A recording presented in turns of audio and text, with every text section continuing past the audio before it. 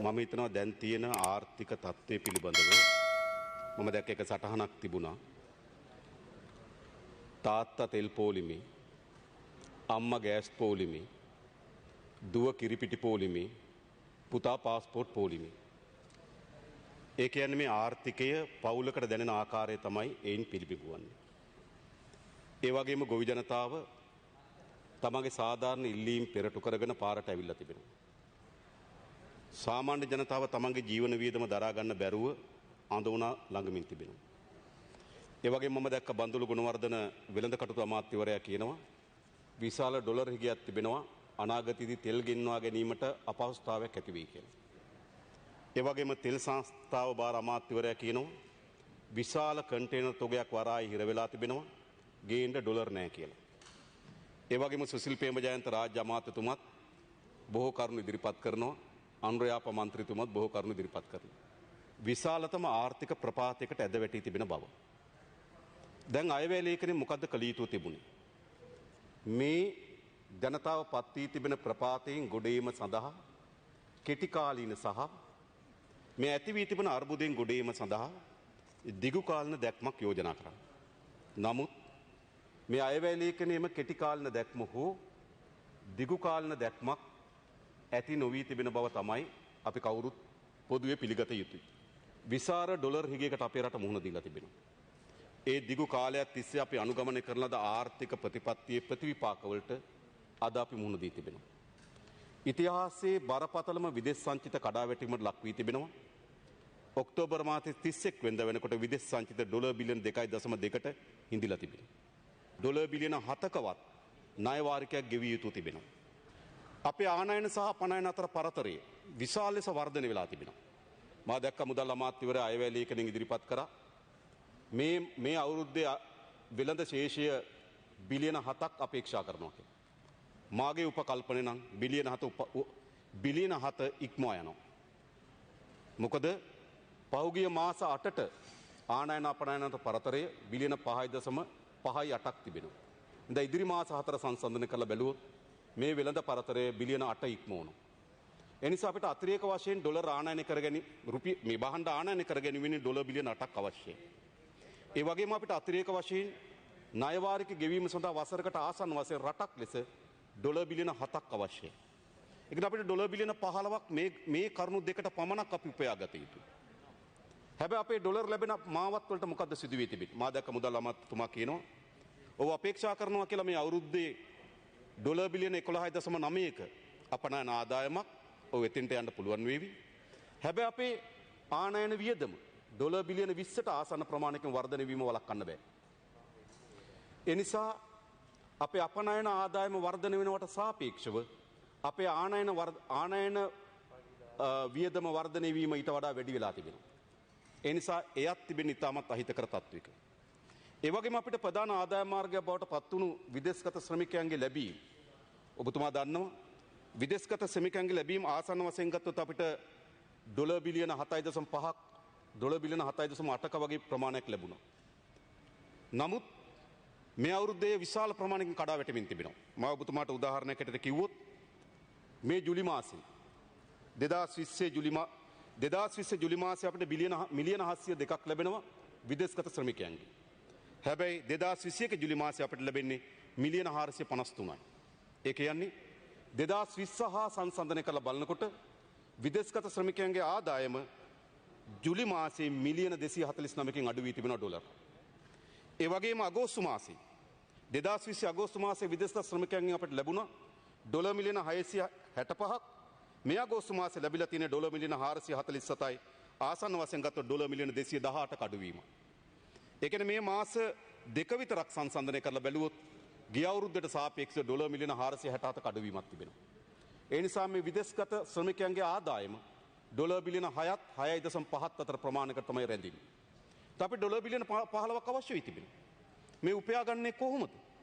ඒ සඳහා කෙටි කාලීන සැලැස්මක් අවශ්‍යයි. ඒ මොකද අපි දන්නවා මේ ජනවාරි මාසය වෙනකොට ජනවාරි මාසයේ 27 වෙනිදාට ISB එක සම්පූර්ණ වෙන ඩොලර් මිලියන 500ක.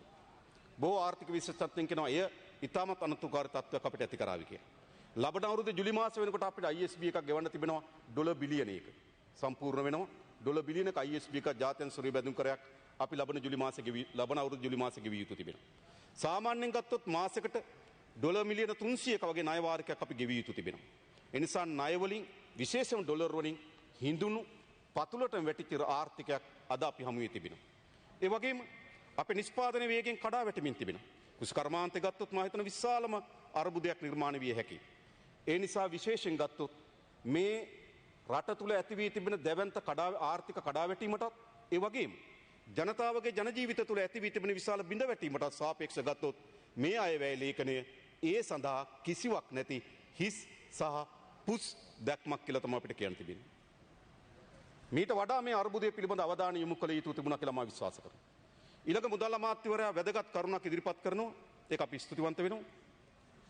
දැනට මේ ඉදිරිපත් කර තිබෙන වැය ශීර්ෂ වලට අමතරව කිසිදු වැය ශීර්ෂයක් පරිපූර්ණක ඇස්තමේන්තු ලෙස පාර්ලිමේන්තුවේ ඉදිරිපත් නොකරන බව. මම හිතනවා ඔබතුමා පහුගියදා කරලා දේ ප්‍රකාශය මේ විදියටම ලබන වසර පුරාම පවත්වා ගනිවි කියලා. හැබැයි ඔබතුමාට සහතිකයක් දෙන්න පුළුවන්ද?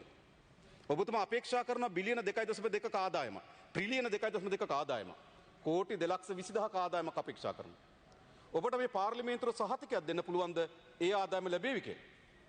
ඔබට මේ පාර්ලිමේන්තුවට සහතිකයක් දෙන්න පුළුවන්ද මේ අයවැය ලේඛන සම්මත කරන වෙලාවේදී මේ පාර්ලිමේන්තුවෙන් අනුමැතිය ඉල්ලා සිටින ණය ලබා ගැනීමේ සීමාව ඉක්මවන්නේ නැද්ද කියලා? මම ඉතාමත් සහතික වශයෙන් කියනවා තමුන්නාන්සේ පරිපූර්ණක ඇස්තමේන්තු ඉදිරිපත් නොකරාට තමුන්නාන්සේ මේ පාර්ලිමේන්තුවට සහතික වශයෙන් ණය සීමාව වැඩි කිරීමේ යෝජනාව ඉදිරිපත් කරනවා. බලමු. ගිය අවුරුද්දෙත් ඔබතුමාට මතක ඇති බිලියන 1919ක ආදායමක් අපේක්ෂා කරා. හැබැයි අයවැය ලේඛනයේ කියන ආදායම ලැබෙන්නේ බිලියන 1561යි කියලා. එන ආසන්න වශයෙන් ගත්තොත් 80%කටත් වඩා අඩු ආදායමක් තමයි ලැබෙන්නේ. ගරු කතානායක ඔබතුමා ආර්ථික පිළිබඳ යම් දැනුමක් තිබෙන අධ්‍යාපනයක් තියෙන නියෝජ්‍ය කතානායකවරයෙක්. ඔබතුමා දන්නවා සාමාන්‍යයෙන් ඕනෑම උපකල්පනයකදී 5%ක ධන ඍණ වෙනස් වීමක් සිද්ධ වෙන්න පුළුවන්. හැබැයි 20%ක 25%ක වෙනස් වීමක් සිද්ධ වීමෙන් පෙන්눔 කරන්නේ කුමක්ද? ඒ දත්ත මුළුමනින්ම අසත්‍ය සහ ඒ පුරෝකථනය මුළුමනින්ම අසාර්ථක බව. ඒක නෙවෙයිද පෙන්වලා තිබෙන්නේ. බිලියන 1919ක ආදායම ගිය අවුරුද්ද අපේක්ෂා කරනකොට ඔබතුමා මේ අවුරුද්ද ආදායම වාර්තාව ඉදිරිපත් කළා කියනවා බිලියන 1561යි ලැබෙන්නේ කියලා. ඒ වගේම ඔබතුමා මේ අවුරුද්දේදී කියනවා බිලියන 2200ක ආදායමක් ලැබෙනවා කියලා. ඔබට සහතිකයක් දිය හැකිද මේ පාර්ලිමේන්තුවට මේ ඉදිරිපත් කොට තිබෙන ණය සීමාව වැඩි නොකරන බව? කිසිසේත්ම සහතිකයක් දෙන්න බෑ. ජූලි අගෝස්තු වෙනකොට සහතික වශයෙන් මේ පාර්ලිමේන්තුව ඉදිරිපත් කරනවා යලි බිලියන 400ත් 600ත් අතර ප්‍රමාණකින් ණය සීමාව වැඩි කිරීම සඳහා. ඔබද හරිද මමද හරිද කියලා බලමු. ඒ නිසා ඒ වෙලේ ලේඛන යම් ප්‍රමාණයකට අපේ රටේ ආර්ථිකයත් අපේ රටේ පුරෝකථනවලත් සාධාරණ යථාර්ථවාදී පිළිඹුවක් විය යුතුයි. හැබැයි මා විශ්වාස කරනවා කිසිසේත්ම සාධාරණ සහ යථාර්ථවාදී පිළිඹුවක් මෙම අයවැය ලේඛනයේ සංඛ්‍යා දත්ත තුල නැහැ. ඒ විතරක් නෙවෙයි. ඔබතුමා අපේක්ෂා කරන මා දන්නේ නැහැ ඒක මම කියවපු ලේඛනයේ තිබුණේ බිලියන 19ක ආනයන ආදායමක් ඔබ ලබන අවුරුද්ද අපේක්ෂා කරනවා කියලා. 2022 අපනයන ආදායම. බිලියන 19ක අපනයන ආදායම. මේ අවුරුද්ද 11.9යි තිබෙන්නේ. ඒක 19 දක්වා වැඩි කරනවා ඔබ විශ්වකර්මී. ඒ නිසා රටේ ජනතාව හැම වෙලාවෙම ප්‍රාර්ථනා කරනවා විශ්වකර්මය ඇවිල්ලා රට බේරයි කියලා. නේද? ඉන්ද්‍රජාලිකය ඇවිල්ලා රට බේරයි කියලා. මන්ත්‍රකාරයෝ ඇවිල්ලා රට බේරයි කියලා. එහෙම රට බේරන්න බෑ. ඒ නිසා මම හිතනවා මේ 11.9ක අපනයන ආදායම බිලියන 19 දක්වා වැඩි කිරීමේ තමුන්වහන්සේගේ පුරෝකථනය මුළුමනින්ම යථාර්ථවාදී නොවන පුරෝකථනය. ඒ නිසා තමයි මම නැවත පෙන්눔 කරන්නේ. මේ අයවැය ලේඛනයේ කරුණු තුනක් තිබෙනවා අරුබුද.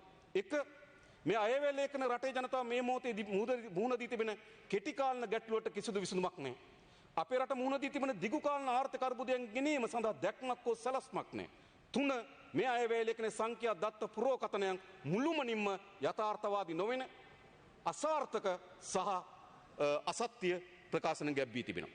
ඒ නිසා අපි මේ පාර්ලිමේන්තුවේ මේ අයවැය ලේඛන පිළිබඳව මේ සංඛ්‍යා දත්ත පිළිබඳව මෙහි අඩංගුම් පිළිබඳව අපි දීර්ඝ කාලයක් සාකච්ඡා කරලා තිබෙනවා. මා හිතන්නේ තවදුරටත් අයවැය ලේඛන සාකච්ඡා කිරීමට පමණක්වත් ප්‍රමාණවත් නොවන ලියවිලි බවට පත් වී තිබෙනවා. මේක ඇත්ත යථාර්ථයද මේ පාර්ලිමේන්තුවේ?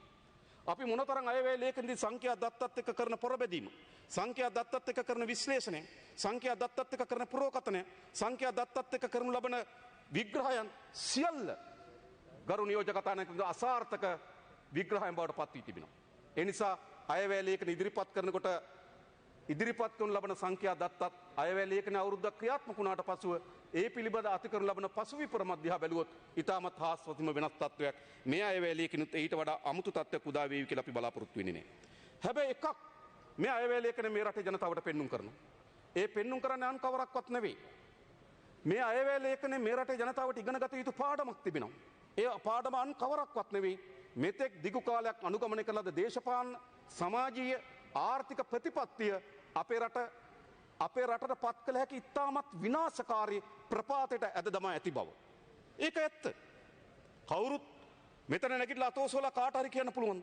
අපි මේ ශේෂ්ත්‍ර වලින් අත්පත් කරගෙන තිබෙන වර්ධනය අපේ නිෂ්පාදනයේදී, අපේ ණයවලදී, අපේ ඩොලරයේදී, අපේ විදේශ සංචිතවලදී, අපේ ආනයන අපනයන වෙළඳපොළදී සාර්ථක තත්ත්වයක් අපි අත්පත් කරගෙන තිනවා කාට හරි කියන්න පුළුවන්. කියන්න බෑ. එනිසා මේ දිගු කාලන ආර්ථික ගමන දැවැන්ත ප්‍රපාතයකට අපේ රට හෙල්ලා තිබෙනවා. මේක ඉතාමත් සුන්දර රටක්. අපේ රටේ ජනතාවත් ඉතාමත් සාහමිකත්වයේ කුළු ගන්නවන්න පුළුවන් අධ්‍යාත්මයක් තිබෙන රටක්. ඉතාමත් වාසනාවන්ත රටක්. වර්ග කිලෝමීටර් 65610ක ගොඩබිමක්. ඒකට අනුවන වන පරිදි විවිධ දේශගුණ කලාප තිබෙන රටක්. විශාල සම්පත් ප්‍රමාණයක් තිබෙන රටක්. රට වගේ අටගුණයක මහ මුහුදක් තියෙන රටක්. බුදු දහමෙන්, කිතුණු දහමෙන්, හින්දු දහමෙන්, ඉස්ලාම් ධර්මයෙන් පෝෂණය වුණු රටක්. ඒ වගේම සොයා නොගත් විශාල සම්පත් වලින් පිරුණු රාජ්‍යයක්. මේ රාජ්‍ය අපේ මව්බිම ඇයගේ ඉතිහාසයේ අසරණතාවයටම හෙළපු මව්බිමක් බවට පරිවර්තනය වී තිබෙනවා. දශක ගණනාවක් තිස්සේ අපේ රටේ දූෂිත කණ්ඩායමට අපේ මව්බිම ග්‍රහණයට ලක් වෙලා තිබෙනවා. වරින් වර සාමීකව අපේ මාතෘභූමිය දූෂණයට ලක් කර තිබෙනවා. ඒ දූෂණයේ ප්‍රතිවිපාක ඈත ගම්වල ජීවත් වෙන ජනතාව කරපිට පටවා තිබෙනවා. මේක ඇත්ත යථාර්ථය. අපේ මව්බිම දශක ගණනාවක් ස්වාමික දූෂණයට ලක් වෙච්ච මාතෘභූමියක් මේක. මේ මාතෘභූමිය ගොඩගත යුතු නැද්ද? එනිසා මේ මාතෘභූමිය ගොඩ ගැනීම සඳහා නව මාවතකට අපේ රට පරිවර්තනය කළ යුතුයි. එය හුදු අයවැය ලේඛනයෙන්, සංඛ්‍යා දත්ත වලින්, පාර්ලිමේන්තු ඔලුගෙඩි වලින්, 3-2 බලයෙන් ඒකෙන් නෙවෙයි ඒ කළ යුතු හේතුවන්නේ ගරු සභා නියෝජ්‍ය කතානායකතුමනි. ඒ කළ යුතු හේතුවන්නේ අපේ රටේ තීරණාත්මක දේශපාලන පරිවර්තනයක් අවශ්‍යයි. මොකද්ද දේශපාලන පරිවර්තනය? අපේ රටේ මේ වෙලාගෙන තිබෙන දූෂිත දේශපාලනය වෙනුවට අදූෂිත දේශපාලනයක් අපේ රට අවශ්‍යයි. මේ රට මෙවැනි ප්‍රපාතයකට හෙළීම සඳහා විශාල පංගුවක් මේ දූෂිත දේශපාලන විසින් ඉටු කොට තිබෙනවා.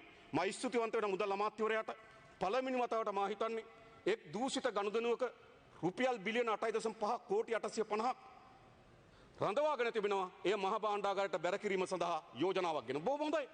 පර්පචුවල් සමාගම අයතාලෙස උපයන ලද මුදල් කෝටි 850ක් නැවත භාණ්ඩාගාරයට කැඳවීම සඳහා එතුමා යෝජනා කරනවා.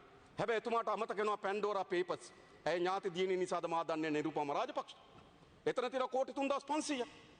කෝ ඒ ධනෙ පිළිබඳ තමුන්වන්සේගේ ස්ථාවරය. ඒ වගේම තමුන්වන්සේ දන්නවා ලන්ඩන් වල එළිදරව් වුණා විශාල ගනුදෙනුවක්. අපේ රට එයාබස් මිලදී ගැනීමේදී 2014 වසරේදී එයා ලංකාවේ ප්‍රධාන විධායක නිලධාරී කපිල චන්ද්‍රසේනගේ බිරිඳගේ account එකට ඩොලර් මිලියන 2ක් බැර වූ බව ප්‍රංශ එයාබස් සමාගමේ ඇතිතරම් තොරතුරු එකතු වී තිබෙනවා. හැබැයි තමුන්වන්සේ ඒ යෝජනාව කරන්නේ නැහැ. ඒ වගේම තමුන්වන්සේ සම්බන්ධ වී තිබෙන තමුන්වන්සේට චෝදනාවක් එල්ල වී තිබෙන මල්වානේ නිවසක් තිබෙනවා, අක්කර ගන්න ඉඩමක් තිබෙනවා. ඒක තමුන්වන්සේ කියන තමුන්වන්සේ නෙවෙයි කියලා. ඊට පස්සේ කවුද මුදිත ජයකොඩි කියන ඔහුගේ නෙවෙයි කියලා. ඊට පස්සේ තිරුණඩේශන් කියන ඔහුගේ නෙවෙයි කියලා. ඒ නිසා කාටවත් අයිති නොවන මහ දේපලක් තිබෙනවා පවර ගන්න.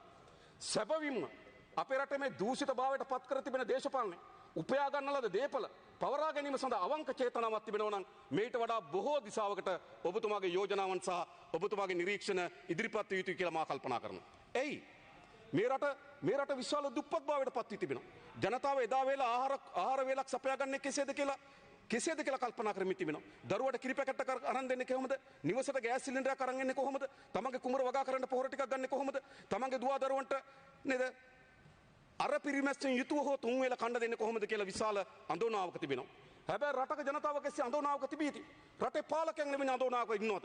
මා හිතන්නේ ලෝකේ දුප්පත් වුණු රටක් තිබෙනවා.